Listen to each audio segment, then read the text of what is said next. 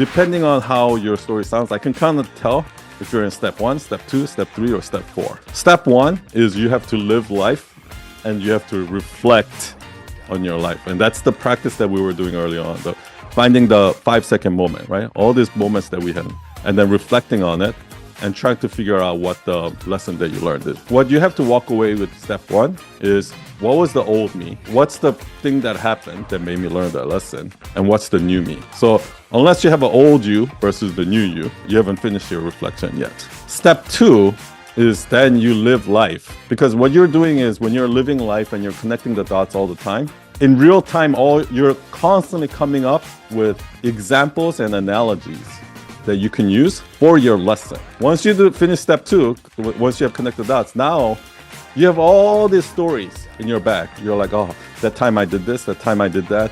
Oh, you have all these stories and you have all these analogies that you connected, right, in your bank. So I have hundreds of stories like that. And depending on whenever I need to teach that lesson, I'll just grab one of them and I'll tell it. And then step 3 is when you go to a small group. And I don't know if you guys remember, we did this. There were 2 weeks where we did this lesson. We did putting yourself in someone else's shoes, and we did debunking your beliefs. And everyone did great during those weeks, but then you're not applying it to the myth-truth sandwich here. This is so important. And then finally, step 4 is what we're doing now, right?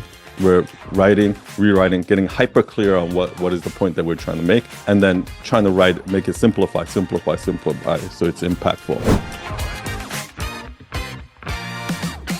I want you to either rewrite the idea that you've already submitted one more time, or if you want to start from scratch, you can do that too. And then once you do it, you're gonna rewrite some carousel from somebody else, and then you're gonna rewrite your own. Okay, I'll see you all next week. Have a great week, everyone. Have a great rest of Sunday, and cheers.